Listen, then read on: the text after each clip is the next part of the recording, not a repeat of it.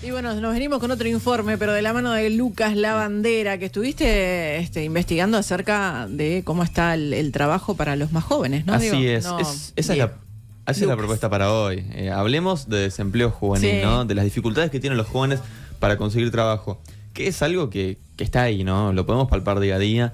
Creo que sabemos los jóvenes, y me incluyo dentro del rango etario, ¿no? Que es en el que nos vamos a centrar, que es de 14 a 25 años, las dificultades que hay para poder conseguir trabajo, en muchos casos para conseguir ese primer trabajo que te dé experiencia laboral. Cuando aparece un llamado, muchas veces te piden determinada experiencia laboral que teniendo 19, 20 años es muy difícil que tengas. Y ni siquiera vamos a entrar en el tema de la calidad del empleo al que acceden los jóvenes, ¿no? Que esa sería una discusión muchísimo más amplia. Vamos a centrarnos en la posibilidad de acceder al trabajo. Otro día hablaremos sobre las condiciones de este trabajo al que acceden los pocos jóvenes. Los sueldos, ¿no? Muchas veces hablamos de los sueldos, son más bajos quizás la oferta para los más jóvenes. Pero bueno, vamos entonces con las posibilidades. Sí. Muchas veces lo fundamental acá es el primer trabajo, ¿no? Sí. Más que nada, ya que es un elemento que es central fundamentalmente para la expectativa, la perspectiva y la proyección en la vida adulta luego de estos futuros trabajadores adultos. El desempleo juvenil, el desempleo afecta 5 veces más a los jóvenes que a los adultos. Esto para empezar, ¿no? Que es un dato sumamente llamativo. Y repercute en otras problemáticas, ya que para empezar, gran parte de los jefes de hogar que tienen hijos a cargo están en situaciones de pobreza, tienen menos de 25 años. Entonces estamos hablando de una problemática que no tiene nada solamente que ver con lo laboral, sino que lo podemos relacionar también con la pobreza infantil, por ejemplo, y es algo en lo que vamos a profundizar más adelante. Para empezar, esta es una problemática de larga data, o sea, no es algo que aparece hoy, es algo que es un problema estructural aquí en nuestro país. Sin ir más lejos, si tomamos números de entre 2006 y 2022, el desempleo juvenil en promedio fue del 19%. Es decir, que hubo años que fue menor y hubo años que fue mayor a 19%. Y si, por ejemplo, vamos al año 2011, perdón, que es cuando el desempleo estuvo en general en su registro mínimo, que fue en el 6,3%, en el caso de los jóvenes, el desempleo estaba en el 18,1%. Y el desempleo en mayores de 25 años se ubicó en torno al 4%. Estamos hablando de una diferencia amplísima, y esto demuestra que lo que te levanta siempre los números del desempleo en el número general es el desempleo juvenil, porque en realidad el desempleo en adultos en los mayores de 25 años está en el 4%, lo que es un número relativamente bajo. Y si vamos a la época de la pandemia, el desempleo juvenil llegó al 40%. Es un número impactante, o sea que si vos agarrabas al azar 10 jóvenes, 4, o sea casi la mitad, no iban a tener empleo. Y habla también de cómo las crisis afectan principalmente a los jóvenes en la pérdida del empleo, ¿no? Una empresa obviamente siempre va a terminar dejando sin trabajo a las personas que tienen menor experiencia laboral, que tienen menor experiencia en la empresa, ¿no? Que tienen cargos más bajos, ya que también implica indemnizaciones menos costosas. Según los números de la Organización para la Cooperación y el Desarrollo Económicos y números del Instituto Nacional de Estadística, en 2023 el desempleo juvenil alcanzó al 26,3% de los jóvenes, cuando en el caso de los adultos fue del 5,6%. Y para profundizar en ese tema, nos pusimos en contacto con Braulio Selco, economista del Centro de Estudios Etcétera, quien a su vez también escribió un artículo en La Diaria en relación a este tema. La primera pregunta que surge a partir de esto es: ¿cómo podemos explicar estos números? Porque el diagnóstico es pero podemos tratar de improvisar una hipótesis para explicar cómo se da este fenómeno. Bueno, lo que decía Selco es que es muy difícil entenderlo este fenómeno, ya que si miramos la región y no miramos solo Uruguay, hay países que uno tendría como referente, como modelos, pero que tienen altos niveles de desempleo juvenil. Un ejemplo es Suecia, un país que uno no tiene como modelo en varios aspectos. Sin embargo, en Suecia el desempleo juvenil está por encima del 20%. Y sin embargo, si tomamos países como México, que sabemos que tienen problemáticas de diversa índole, el desempleo juvenil en México está apenas por encima del 5%, que es un número bastante bajo. Entonces, bueno, lo que me decía Selgo es difícil explicar por qué se dan estos temas. No podemos mirar un país modelo y encontrar una solución, porque allí seguramente no la encontremos. No hay una hipótesis entonces que nos permita entender por qué estas cosas pasan, ya que responde a las formas de cada mercado de trabajo. Lo que sí podemos encontrar son líneas exploratorias que nos permitan llegar a ciertas aproximaciones, y Selco nos daba algunos ejemplos. Pueden tener que ver con, por ejemplo, desconexiones entre las capacidades que presentan estos trabajadores jóvenes y las expectativas de los empleadores, con, por ejemplo, una valoración importante de de la experiencia como un mecanismo de selección para contratar a esos jóvenes por parte de los empleadores, digamos, por problemas muchas veces de información, obviamente todos estos jóvenes no son un conjunto homogéneo, ¿no? Hay de todo ahí adentro, pero muchas veces para conseguir, digamos, adentro de esa categoría, ¿no? Que tenemos gurises desde 15 años hasta 24 en el caso de las estadísticas que yo estoy tomando, digamos, puede ir hasta 29 según cómo se tome la concepción de joven, pero bueno, tenemos muchos chiquilines ahí que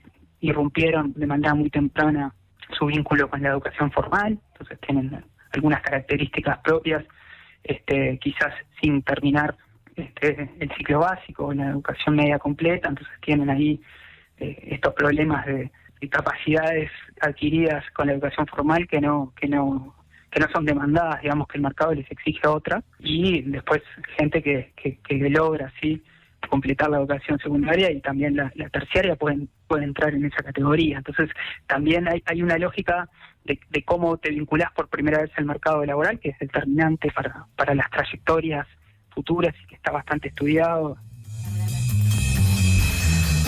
Ahora, ¿qué sucede cuando introducimos, por ejemplo, la variable territorial, Montevideo interior, variables socioeconómicas según estratos socioeconómicos, o variable de género, la diferencia entre hombres y mujeres? Bueno, lo que decía Selko es que acá son determinantes estas variables para entender que las brechas son aún mejores cuando justamente introducimos estas variables, y que el capital social que posee cada joven termina determinando las redes a las que puede acceder para justamente conseguir un empleo. Vamos a escuchar lo que decía.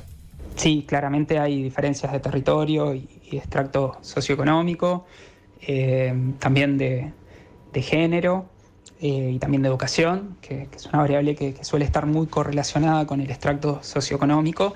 Y bueno, no es lo mismo las posibilidades que tiene de empleo una muchacha joven sin educación secundaria completa de Artigas que un muchacho joven con educación secundaria completa o terciaria completa de Montevideo, ¿no? Ya de pique, obviamente hay diferencias en la situación en la que esa persona está, no solo del nivel educativo que alcanzó, sino de las redes que integra, del capital social que rodea a esa persona.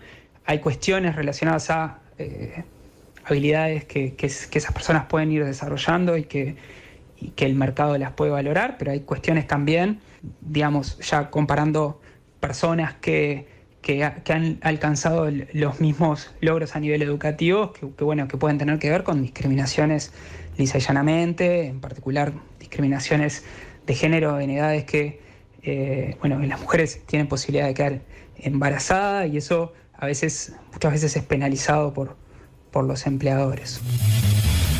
Bueno, y también Selko nos explicaba la relación que hay entre este fenómeno y otros, por ejemplo la pobreza infantil, que es algo que comentábamos recién por arriba, y él destacó la importancia de las políticas de transferencia destinadas a niños, niñas y adolescentes, y lo importante de articular esfuerzo para que los padres jóvenes de estos niños tengan un mejor acceso a los empleos, servicios de cuidados y trabajos de calidad para poder completar, por ejemplo, sus trayectorias educativas. Y pues siempre, perdón, Luqui, pero claro, siempre decimos, ¿no?, que en realidad la pobreza infantil viene de hogares pobres, ¿no? De padres y madres que están sin trabajo, en situación de vulnerabilidad. Muchos hogares monoparentales. Se afirma esto que vos decís de la brecha de género también en los jóvenes. Y lo importante que es mirar este problema de forma integral e intersectorial, ya que justamente no es solamente un tema de empleo.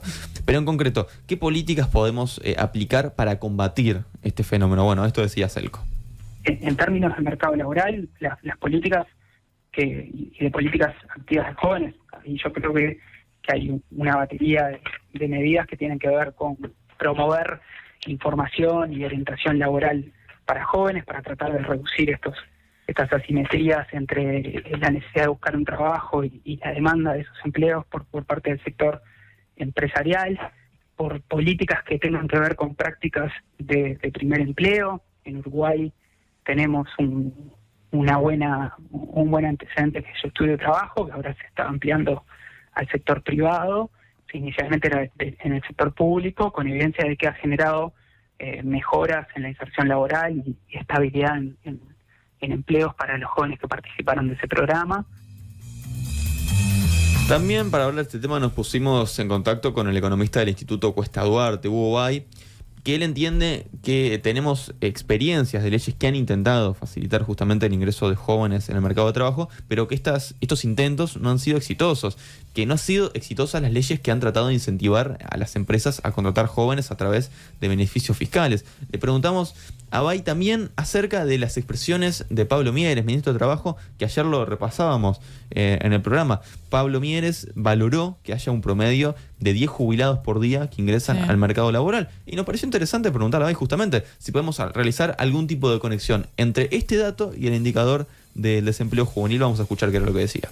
Bueno, sí, hay una discusión allí en qué medida el ingreso de jubilados o la propia extensión de la edad de retiro puede oficiar, que está prevista dentro de, como sabemos, en la reforma jubilatoria, aunque esto se va a producir dentro de unos años, obviamente no tiene que ver con lo que estamos viendo hoy, pero hay una discusión allí de en qué medida estos puestos de trabajo en los que estarían estas personas, estos adultos mayores, pueden competir contra oportunidades que queden para los jóvenes. La literatura no es muy concluyente en relación a esto. Digo, en general, uno lo que no percibe es que sean empleos del mismo tipo muchas veces, entonces no necesariamente uno puede decir se sustituye uno por otro, aunque en el margen, bueno, probablemente el hecho de retrasar, vamos a decir, de retrasar el tiempo de trabajo y tener un retiro más tardío a toda una generación, ¿verdad?, de trabajadores, eso de cierta forma podría restringir marginalmente las oportunidades para los jóvenes. La literatura no es muy concluyente en relación a esto, pero digamos que hay trabajos que dan cuenta de que sí puede afectar el empleo juvenil, hay otros que dicen que no. Bay también habló sobre las políticas que él entiende que serían adecuadas para combatir esta problemática. Vamos a escucharlo.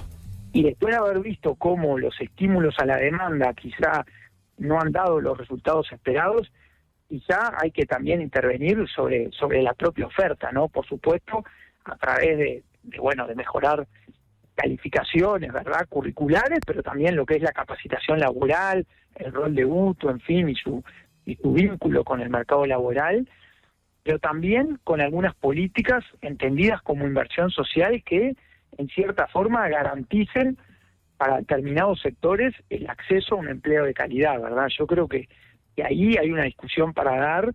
Naturalmente, eso puede implicar recursos importantes desde el punto de vista fiscal, y habrá que ver, bueno, cómo se gestiona eso para que puedan aparecer esos recursos, pero creo que es una inversión, digamos, el hecho de que los jóvenes, cuando están pensando en ingresar al mercado laboral, se encuentren con oportunidades de trabajo decente, de trabajo de calidad, con derechos vinculados a la seguridad social, con salarios que no sean justamente salarios sumergidos, y eso les dé una perspectiva de que allí hay un camino por el cual transitar. Y creo que ahí, obviamente, ¿no?, el Estado tiene un rol a jugar dentro de lo que puede ser una política de empleo garantizado muy relevante. Y acá hay algo muy interesante, porque Hugo Bay relaciona la dificultad de los jóvenes para acceder al mercado laboral con la dificultad que también tienen para completar su trayectoria dentro del sistema educativo. El problema está fundamentalmente en poder retener a los jóvenes en la educación, que es otro problema que Uruguay tiene en relación a los países de la región. Sí, y ahí, Lucas, decíamos que otro día podemos profundizar, pero que está, por ejemplo, el plan Yo Estudio y Trabajo. Sí, exactamente. Sí. Y en particular, porque hay casos muy distintos acá, ¿no? Podemos hablar de los jóvenes de entre 20 y 24 años, pero también podemos hablar de la otra franja, ¿no?, que por ejemplo de 14 a 18, 19 años. Y acá hay algo interesante, y es que muchos jóvenes se encuentran buscando un empleo porque en su hogar es necesario que haya un nuevo ingreso. Y entonces, si estos jóvenes pudieran dedicarse íntegramente a estudiar y no tuvieran la necesidad de salir a buscar un trabajo, seguramente esto reduciría el desempleo juvenil, ya que no tendríamos un número de jóvenes de entre 15 y 19 años buscando trabajo sin conseguirlo, sino que no estarían buscando trabajo, estarían dedicándose solamente a estudiar porque en su hogar no es necesario que haya otro ingreso. Entonces, una pregunta que le hicimos a Hugo Bay: una política que ayude a que los jóvenes puedan transitar la educación sin buscar trabajo, ¿haría que se reduzca el desempleo juvenil? Escuchemos qué decía. Entonces podríamos decir que una política para retener a los jóvenes en el sistema educativo podría derivar en que no haya tanto desempleo juvenil. Yo creo que seguramente que yo creo que allí hay buena parte de la solución a este problema pasa por ahí. No digo que sea la única, ni mucho menos.